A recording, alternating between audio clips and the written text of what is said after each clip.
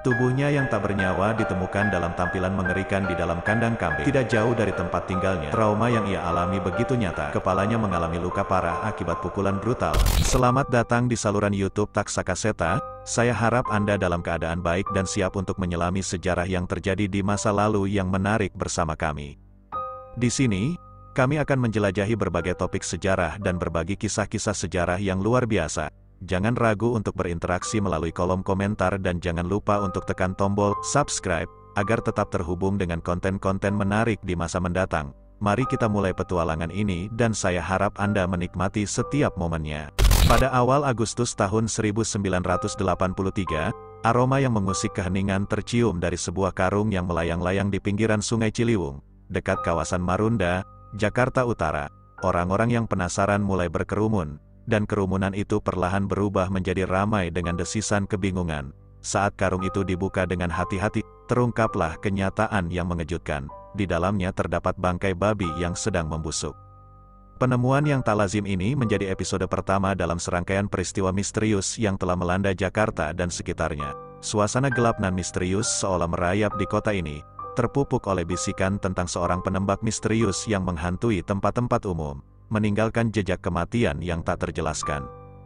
Gelombang peristiwa misterius ini merambat ke berbagai daerah, masing-masing berjuang dengan puzzle yang serupa. Pada bulan Juni sebelumnya, seorang mayat tak dikenal muncul di pinggiran Sungai Simedang, berada dalam wilayah Kabupaten Ciamis. Pemandangan mengerikan menghadirkan leher yang terbuka lebar, kepala yang hancur berantakan, dengan darah mengalir dari mulut, lubang hidung, dan celah-celah lainnya. Sebulan berlalu, Edi Joni, seorang anggota geng Gali, singkatan dari anak liar, yang berasal dari Pasar Johar yang ramai di Karawang, menemui kematian tragis. Tubuhnya yang tak bernyawa ditemukan dalam tampilan mengerikan di dalam kandang kambing, tidak jauh dari tempat tinggalnya.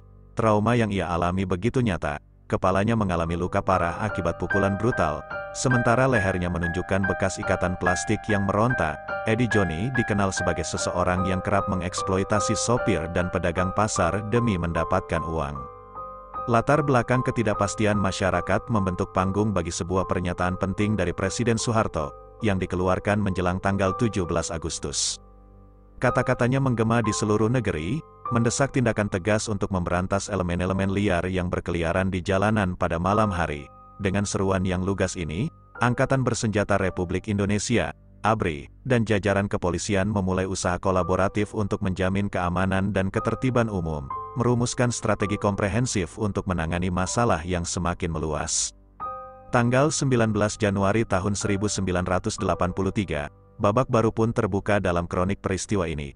Konferensi diadakan di markas Kodam Jaya, di bawah pengawasan Laksamana Sudomo, yang saat itu menjabat sebagai Komandan Komando Gabungan Militer. Para peserta bukan hanya pejabat militer berpangkat tinggi, tetapi juga Kepala Kepolisian Daerah Metro Jaya, dan Wakil Gubernur DKI Jakarta. Dalam 69 kasus hukum mengguncang Indonesia, 2012, hal 12, Nur Muhammad Wahyu Kuncoro mengungkapkan keputusan-keputusan penting yang diambil selama pertemuan bersejarah ini. Pertemuan ini melahirkan Operasi Celurit, yang dikenal sebagai Operasi Skite, sebuah upaya komprehensif untuk meredam gelombang kriminalitas yang muncul di Jakarta dan sekitarnya.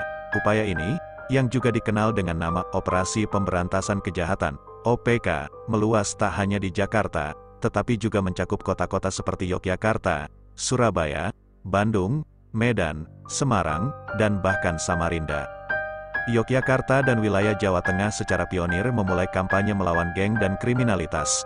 Kampanye ini dimulai pada bulan Februari tahun 1983, akhirnya menjadi momen penting dalam upaya Indonesia untuk mencapai keamanan dan ketertiban. Setelah itu, pemandangan urban menjadi saksi dari penemuan mayat-mayat misterius yang tersebar di berbagai lokasi, dari jalan raya hingga sungai, pasar hingga pemukiman. Ciri umum tampak pada para korban, luka-luka di kepala dan leher, sering kali disertai dengan tangan yang terikat. Pengungkapan mayat-mayat ini dalam razia resmi, yang diarahkan untuk menangkap para pelaku kejahatan, juga mengungkap tato-tato khas yang menghiasi tubuh para korban. Banyaknya laporan orang hilang semakin memperdalam teka-teki, di antara yang hilang adalah individu biasa, orang yang tak terlibat dalam dunia kriminal, yang secara kasat mata meninggalkan jejak keterlibatan mereka dengan geng gali, dan bahkan kerabat dekat yang dituduh menjadi bagian dari dunia gelap ini. Dalam gejolak seputar kematian misterius ini, media memainkan peran besar dalam membentuk persepsi publik. Munculnya istilah Petrus, singkatan dari penembak misterius, menjadi sebutan untuk pelaku misterius di balik tindakan vigilan ini, menggabungkan identitas penegak hukum bayangan dengan narasi yang semakin rumit. Antara tahun 1983 hingga 1985, era Orde Baru mencatatkan kisah gelap yang dikenal sebagai penembakan misterius, atau yang lebih dikenal dengan sebutan Petrus. Ironisnya, dalam upaya untuk menegakkan keadilan, kasus ini malah menyimpan tanda tanya besar terkait hak asasi manusia. Bukan sekadar catatan sejarah, tetapi juga cerminan peristiwa yang menyeret dilema moral dan akibat-akibat tak terduga. Seperti layaknya goresan dalam sejarah, kasus ini meninggalkan bekas yang mendalam, dan terus menjadi objek pembelajaran bagi generasi-generasi yang mengikuti. Dalam masa yang diliputi oleh Orde Baru, suatu zaman yang dikenal dengan kendali pemerintahan yang kuat, peristiwa Petrus menjadi titik terang bagi sebagian dan juga bayang-bayang menakutkan bagi sebagian lainnya. Pada permulaannya, kasus ini tampak sebagai upaya bersih-bersih jalanan dari elemen-elemen kriminal, akan tetapi, di balik tirai yang tampak lurus, tersembunyi serangkaian peristiwa yang menggugah hati nurani dan etika. Petrus, dengan segala kontroversinya, adalah bentuk pelanggaran hak asasi manusia. Ini adalah kasus di mana hukum tampaknya terbelakang, ditekan oleh dorongan untuk memberikan keadilan instan. Orang-orang yang diduga terlibat dalam kejahatan, seperti preman dan perampok, tanpa ampun dieksekusi tanpa melalui proses hukum yang adil. Pada tahun 1983, jumlah kematian akibat kasus ini mencapai angka yang mencengangkan 532 orang tewas, dengan 367 diantaranya meninggal akibat luka tembak yang diduga berasal dari tangan penembak misterius. Dalam setahun berikutnya, pada 1984, 107 nyawa berakhir, diikuti oleh 74 kematian pada tahun 1985, dengan 28 diantaranya tewas karena tembakan. Ironisnya, di tengah hiruk-pikuk eksekusi yang diterapkan, statistik menunjukkan penurunan signifikan dalam tingkat kejahatan. Pada tahun 1983, kejahatan kekerasan di Yogyakarta berkurang drastis dari 57 menjadi 20, sementara Semarang mengalami penurunan dari 78 menjadi 50. Fenomena ini menimbulkan tanya, apakah pengorbanan hak asasi manusia dapat dibenarkan demi mencapai tujuan keamanan? Pemerintah mengutamakan hasil atas proses, melanjutkan Petrus dengan determinasi.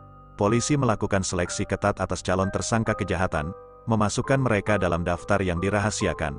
Garnisun, entitas penegak hukum bayangan, kemudian mengeluarkan ultimatum kepada semua yang dicurigai sebagai anggota geng atau preman, tanpa menyebutkan identitas mereka secara eksplisit.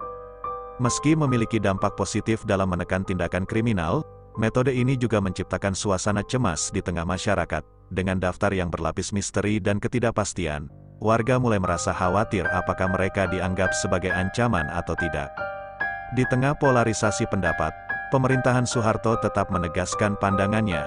Bagi Soeharto, para pelaku kriminal yang menentang pemerintah harus mendapat hukuman mati. Namun, seiring dengan adanya desakan internasional dan perbincangan yang membelah, operasi ini akhirnya ditutup pada 1985. Kasus Petrus, melalui semua aspek kompleksitasnya, adalah cerminan kisah kelam yang memaksa kita untuk merenung tentang konflik antara keamanan dan hak asasi manusia. Kehidupan dan kematian yang datang bersamaan, menjadi luka yang tidak mudah sembuh dalam narasi sejarah Indonesia. Terima kasih telah menonton video kami di saluran YouTube Taksakaseta. Kami harap Anda menikmati cerita sejarah yang kami bagikan. Jangan lupa untuk selalu mendukung saluran kami dan aktifkan pemberitahuan agar tidak ketinggalan video menarik lainnya. Sampai jumpa di petualangan kisah-kisah sejarah selanjutnya. Salam pecinta sejarah dari Taksakaseta.